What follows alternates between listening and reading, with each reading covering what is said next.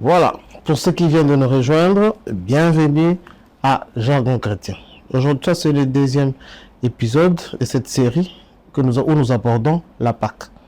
Pour ceux qui n'étaient pas là avec nous, sachez que nous parlons de la Pâque et ainsi, nous avons dit qu'il existe deux Pâques. Orthographiquement, ils sont différents. La Pâque juive qui s'écrit sans S et la Pâque chrétienne qui s'écrit avec S. N'oubliez pas que la Pâque française vient donc du mot grec Pascha. Donc, ayant enlevé le S, on a mis l'accent sur le complexe. Et Pascha, c'est une traduction de Pessah, qui est un mot hébreu qui signifie passer dessus. Pour avoir les précisions, revenez un peu à l'épisode précédent, vous en comprendrez un peu mieux. Alors aujourd'hui, il était question de continuer notre série pour expliquer comment se faisaient les rites annuels de la Pâque juive, ce qu'on appelle les Seder. En fait, les Seder, c'était donc un rituel qui se faisait chaque année. Ça se faisait en famille, c'était donc les familles juives. Ils les faisaient sur recommandation de l'Éternel, parce que l'Éternel avait dit aux Juifs que chaque année, vous devez considérer vous commémorer donc cette indépendance avec vos membres de famille, pour que lorsque vos enfants poseront la question de savoir pourquoi est-ce que l'on fait ça, que vous leur expliquez que ça, c'est ce jour-là qu'on appelle la Pâque, nous nous rappelons de la manière dont la main forte de l'Éternel nous avait libérés de la tyrannie de Pharaon en Égypte quand nous étions esclaves pendant 430 ans. Alors, comment s'est passé les Seder? Les Seder étaient commencé d'abord une semaine avant. Il fallait donc se débarrasser de tous les vins qu'il y avait à la maison. Ça se faisait un peu de manière ludique, c'est-à-dire quand c'est enlevé, le père avec une bougie, ensemble avec tous les enfants, il faisait comme un jeu avec une bougie où il se promenait loin de la maison avec l'enfant pour regarder s'il n'y a pas un levain quelque part dans la maison qui est encore en train de traîner. Et ça se faisait donc une semaine avant les débuts de la Pâque. Pourquoi il fallait faire ça? Évidemment parce qu'une Pâque, dans le jargon juif, donc la Pâque se prépare, la Pâque se mange aussi, et la Pâque se prépare d'abord, et puis elle sévit, et puis elle se mange. Alors, dans la préparation de la Pâque, donc une semaine avant, on s'est débarrassé de tous les vins qu'il y avait dans la maison. Pour ceux qui ne savent pas, le levain, ce n'est pas vin, c'est levain. Donc, dans le levain, pour comprendre un peu mieux la pensée, vous voyez comme levure. Ok? Donc, à l'époque de Jésus, les choses n'avaient pas encore beaucoup évolué, il n'y avait pas une technologie suffisamment évoluée, ce qui faisait que nous, à l'époque, pour donc lever la pâte ou bien faire gonfler la pâte, si je dois parler ainsi en français facile, on n'avait pas encore découvert la levure, alors on utilisait du levain. Le levain, c'était un champignon qu'on mélangeait avec la pâte et qui prenait à peu près une semaine pour pouvoir lever donc la pâte. Alors, ça a commencé donc une semaine avant, on s'est débarrassé du levain, on va comprendre pourquoi. Alors, quel était l'élément du Seder? J'ai dit les Seder, c'est les rites qui annoncent le début de la période pascale juive. Elle était constituée d'abord, premièrement, d'un os d'agneau. Ok? L'os d'agneau en question, ça devait être un os non brisé. C'était obligatoire. Ça devait être un os non brisé. Pourquoi? Parce que c'était le symbole du bras de l'Éternel. Donc, quand c'est brisé, ça signifie que le bras de l'Éternel n'est pas assez long pour agir. Ok? Et à part ça, il y avait les herbes amères. Les herbes amères, on y mettait un peu aussi, des fois on mettait les céleri, c'était ça. Les herbes amères, ça avait la signification, c'est un symbole qui représentait la souffrance qu'ils ont vécue en Égypte durant la période d'esclavage. Après les herbes amères, il y avait aussi de l'eau salée. C'est-à-dire les herbes amères, on les mangeait en les trempant sur une eau salée. Alors, pourquoi il y avait des eaux salées? Parce que ça symbolisait les larmes. Vous savez, lorsqu'on pleure, quand on était tout petit, je me rappelle, il m'arrivait, lorsque je pleure, un moment, réussissez ça. Et pour ceux qui ont déjà tenté ça, vous conviendrez avec moi que les larmes sont salées. Donc, c'est dans ce sens-là qu'ils mettaient les herbes amères pour dire que nous avons vécu la souffrance par les herbes amères, et pendant la souffrance, nous avons pleuré par de l'eau salée, et le bras de l'Éternel, qui est l'os donc de l'agneau, non brisé, est venu nous sauver. Après ça, il y avait aussi du pain sans levain. Donc j'ai un peu anticipé pour dire qu'une semaine avant le Seigneur, on prenait soin de se débarrasser de tout levain de la maison. C'était une recommandation aussi divine. Ok? Vous voyez ça dans le livre des Deutéronome. Deutéronome chapitre 16 au verset 3, il est écrit, on peut lire ça. Pendant la fête, tu ne mangeras pas de pain levé, mais tu mangeras 7 jours de pain sans levain. Donc voilà, c'est pour ça que je disais une semaine avant les Seder, du pain d'affliction, car c'est avec précipitation que tu es sorti du pays d'Égypte. Il en sera ainsi afin que tu te souviennes toute ta vie du jour où tu es sorti du pays d'Égypte. Voilà. Donc, pourquoi est-ce qu'il n'y avait pas le levain? Si vous avez suivi la fois passée, c'est que le levain prenait 7 jours pour lever la pâte. Or, le jour où l'instruction est sortie, c'était le jour où il fallait quitter. Donc, il n'y avait pas le temps de lever la pâte. Voilà pourquoi ils avaient pris du pain sans levain. Ok? Mais Dieu, en tant qu'un bon pédagogue, ok, le levain, c'est un peu comme, c'est un peu le sens de l'orgueil. Ok?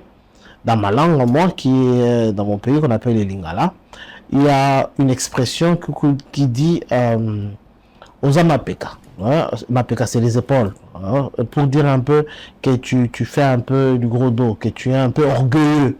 Ok? Et le levain avec ce sens-là, parce que j'aime bien dire à toutes les personnes que je forme que si vous avez besoin de faire une bonne traduction de l'hébreu, il faut les traduire en lingala ou en langue africaine, parce que l'hébreu est une langue qui est plus proche de l'Afrique que de l'Europe.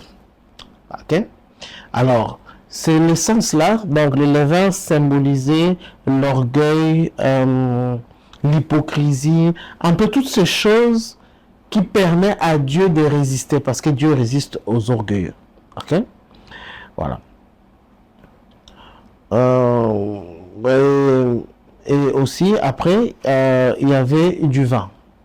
Le vin, évidemment, c'était un symbole qui signifiait la joie, la victoire, la fête. Ok? Et donc, si je dois un peu exprimer un peu la pensée, nous avons vécu 400 ans dans la souffrance, à cause qui est symbolisée par les herbes amères. À cause de cette souffrance, nous avons crié à l'Éternel par de grands cris, nous avons pleuré de l'eau salée, et Dieu, par son bras, donc le bras qui symbolise la force de l'Éternel, par l'os de l'agneau, qui en fait partie, ok, nous a sauvés. Et en nous sauvant, ça a été un jour de joie. Nous avons fait une fête. Voilà. Et c'est ça symbolisé par le vin. Ok? Du malheur, Dieu nous a amenés dans la joie. Nous a donné dans la jouissance, dans le plaisir. On était contents de ce que l'Éternel a fait. Et ça, c'était symbolisé par le vin. Voilà. Et ça se prenait en famille. Ok? Mais, symboliquement, ce que ça signifie aujourd'hui, on va voir ça après. Les vins symbolisent aujourd'hui les sangs de la nouvelle alliance cette fois-ci, qui permet à ce que la nouvelle alliance de Jésus qu'il a versé pour le salut de l'humanité. On va comprendre ça un peu plus en détail, ok? Et puis le vin se prenait, ça c'est une chose quand même importante de préciser, ça se prenait pas comme nous le faisons aujourd'hui. Aujourd'hui, actuellement, les gens, c'est juste un petit pain et vin, ils boivent et puis... Non. À l'époque, ça se faisait en famille. D'abord, le pain sans levain, c'était un seul pain qu'on divisait en plusieurs morceaux et qu'on se le partageait. Le même pain qui était partagé sur toute la famille. Et puis, le vin, chacun avait son vin et quand tu bois une partie, tu passes au prochain. Il fallait faire ainsi comme ça 4 tours. Pourquoi 4 tours? 4 tours parce que la libération contre le peuple égyptien était sur base d'une déclaration de l'Éternel qui avait 4 verbes précisément. On en parle dans Exode, chapitre 6, du 6e au 7e verset. Quand je lis avec la version Semer, par exemple, il est écrit ici, c'est pourquoi, dis-leur de ma part, je suis l'Éternel. Je vous soustrairai, donc il y avait d'abord le verbe soustraire, aux corvées auxquelles les Égyptiens vous soumettent. Première phrase, donc deuxième phrase, je vous libérerai de l'esclavage, donc le verbe c'est libérer, de l'esclavage qu'il vous impose, et je vous délivrerai, donc le troisième verbe, je vous délivrerai de la force de mon bras, l'os, qui est symbolisé par, en exerçant de terribles jugements. Je vous prendrai, c'est le quatrième verbe, pour mon peuple, et je serai votre Dieu. Ainsi vous saurez que je suis l'Éternel votre Dieu, qui vous affranchit des corvées que les Égyptiens vous imposent. Donc, quand il les prenait, il lisait donc ces versets pour dire que notre fête, pourquoi nous fêtons? Parce que je vous dis que le vin symbolisait la joie, symbolisait la fête. Nous fêtons pourquoi? Nous fêtons parce que, 1, Dieu nous a soustrait des corvées. 2, parce que Dieu nous a libérés de l'esclavage. 3, parce que Dieu nous a délivrés par son bras, la force de son bras. Et 4, parce que Dieu nous a pris pour son peuple. Ok? Et ça se faisait comme ça en 4 étapes. Ok? Et à telle enceinte qu'il arrivait de fois que des gens un peu plaisantins qui prenaient une grande quantité 4 fois, il arrivait un peu que des gens aussi puissent, excusez-moi, puissent s'enivrer. Paul même en parle dans le livre de Corinthiens. C'est précisément dans 1 Corinthiens, chapitre 11, du 20e au 22e verset. Ok?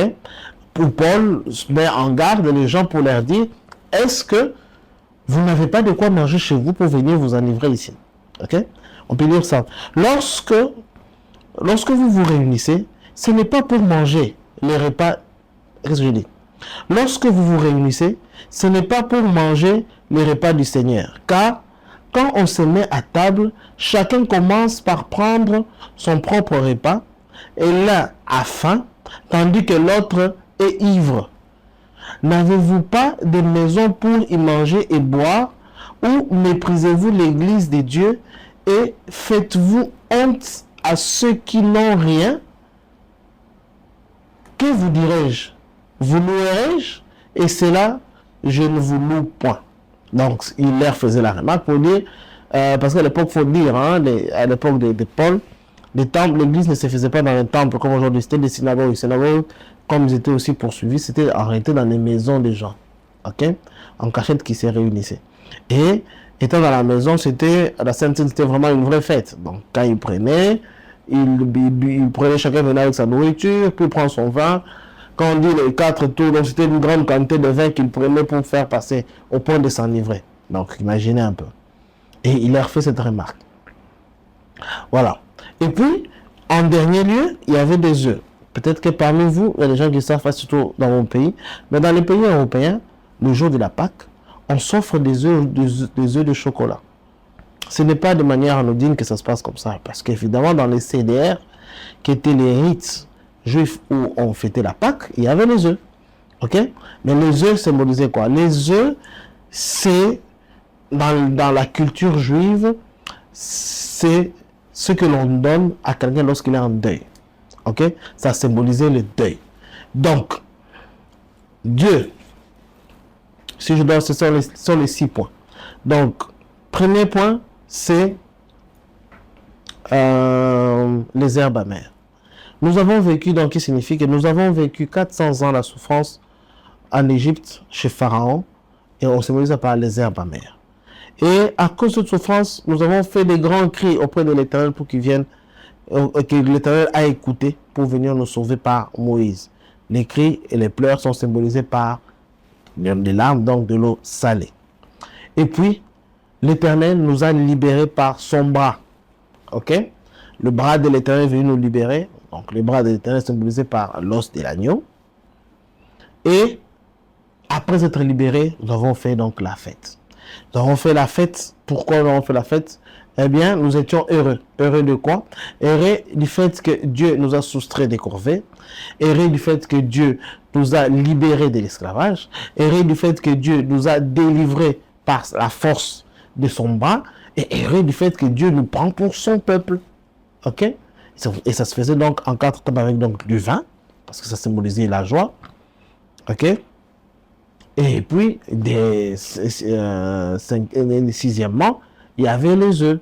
Donc, pendant que nous étions à la fête, chez nos ennemis, il y avait le deuil, qui est symbolisé par les œufs.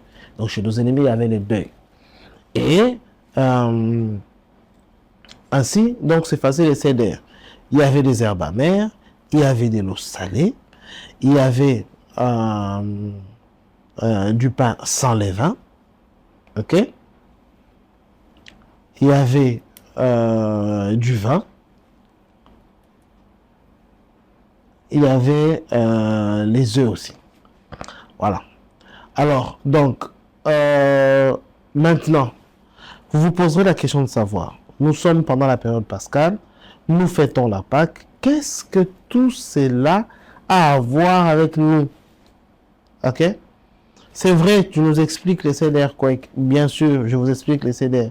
Mais Dieu n'est pas juif. C'est vrai qu'il est venu dans un peuple parce qu'il fallait qu'il prenne une chair humaine. Et qui dit porter une chair humaine, c'est-à-dire naître d'une femme qui appartient à un pays qui a une culture, et il s'est choisi une personne, Abraham, et ses descendants a créé un peuple qu'on appelle hébreu. Ok? Et c'est donc la nationalité qu'il a portée lorsqu'il était sur terre. Et il les a imposés ça comme loi. Et ça, c'est la coutume de chez eux. C'est leur date de l'indépendance. Nous, comme nous faisons les 30 juin, comme les Français aussi, la Bastille. Mais pourquoi la prise de la Bastille? Mais pourquoi est-ce que nous, chrétiens, congolais, devons-nous fêter l'indépendance des Hébreux? En fait, ce que vous devez arriver à comprendre, c'est que Dieu, dans sa pensée, dans sa méthode à faire, chaque fois qu'il veut poser une action, il fait souvent 3 étapes. Il annonce d'abord ce qu'il va faire. Deuxièmement, après avoir annoncé, il commence le plan en définissant une pédagogie. Il explique d'abord ce qu'il va faire. C'est-à-dire, comment il explique, Dieu souvent enseigne mieux par des conséquences. C'est-à-dire, il vous fait vivre des choses pendant des années pour que lorsqu'il viendra, qu'il soit en mesure de vous expliquer spirituellement ce qu'il était en train de faire. Donc, Dieu commence d'abord par annoncer. Dieu, en plus, commence à enseigner par les vécus. Et puis, Dieu donc, c'est même maintenant à exécuter son plan. Et après exécution de son plan, maintenant, il y a les résultats finaux. Dieu annonce à Abraham, le père de la foi, que son peuple sera esclave pendant 400 ans. Ça, c'est dans le livre de la Genèse. Et puis, pour enseigner ça, il les amène là-bas, il les rend esclaves, ok? Pendant 430 ans, au lieu de 400 ans, je vais expliquer pourquoi 30 ans de plus. Vous pouvez vous en référer à l'épisode précédent. Et maintenant, Dieu, ce qu'on n'a pas encore expliqué, c'est qu'il les met en exécution. Comment Dieu les met maintenant en exécution? Il les met en exécution à travers un homme. Donc, qui est cet homme? En réalité, c'est Dieu, homme, Jésus-Christ. C'est-à-dire Dieu, incarné sur une chair humaine, il devient 100% homme, et c'est cet homme-là qui vient exécuter ou accomplir la loi. Parce que tout ce que je vous ai expliqué ici, c'était des prescriptions de la loi. Et maintenant, Jésus-Christ, lui, il est venu accomplir cette loi-là. Parce que jusqu'à présent, tout ce que je vous expliquais, c'était une loi qui était définie. C'est normal. Rien n'est plus normal. Imaginez par exemple que je suis dans un pays et que dans ces pays-là, supposons que je suis président de la République d'un pays, et puis dans ces pays-là, je commence arbitrairement à arrêter des gens parce que je leur dis qu'ils ne circulent pas bien à la rue. C'est pas logique.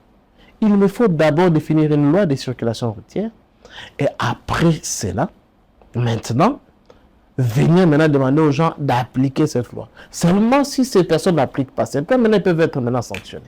C'est pareil aussi que le Seigneur a fait. C'est-à-dire il a d'abord défini la loi, et puis maintenant il est venu exécuter cette loi pour expier les péchés définitivement du peuple. Donc de nous autres qui font partie de son peuple. Voilà. Alors, la Pâque. Nous avons expliqué complètement la Pâque juive. Maintenant, ce qui va rester à faire, c'est expliquer la Pâque chrétienne. Dans la Pâque chrétienne, c'est-à-dire, nous aujourd'hui, lorsque nous fêtons la Pâque chrétienne, elle prend, nous n'utilisons pas les eaux, nous n'utilisons pas les herbes amères, nous n'utilisons pas de l'eau salée, nous n'utilisons pas les œufs. On se contente juste à utiliser du pain sans levain avec du vin. Pourquoi est-ce qu'on n'utilise que ça, alors qu'il y a autre chose qui, dans la pensée originale, la pensée de départ, se faisait avec beaucoup plus d'éléments. Ok? Et aussi, la Pâque, pourquoi est-ce qu'elle prend S? Alors même quand bien elle est au singulier, pourquoi prend-elle S? Quelle est la signification du fait que pourquoi avons-nous décidé de l'écrire avec S quoi qu'étant au singulier? Ça, c'est la partie que nous allons voir prochainement.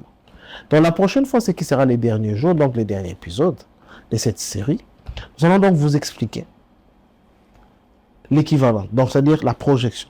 C'est-à-dire, voyez maintenant tout ce que nous avons parlé ici. La libération, le CDR, comme étant la base sur laquelle nous allons prouver que Jésus-Christ est venu accomplir totalement tout ça.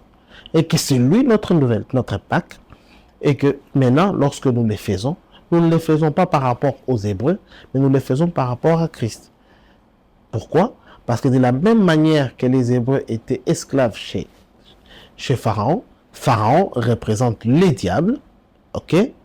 Maintenant, spirituellement, Pharaon représente les diables, et tous ceux qui ne sont pas à Christ sont esclaves du péché par l'impulsion du diable, et Jésus-Christ mourant sur la croix. Il vient donc, il est cet agneau qui nous permet de nous libérer, comme c'était le cas avec les Hébreux, nous libérer maintenant cette fois-ci de la tyrannie de Satan, avec ses acolytes, donc les démons, qui représentaient tous les Égyptiens qui maltraitaient les Hébreux.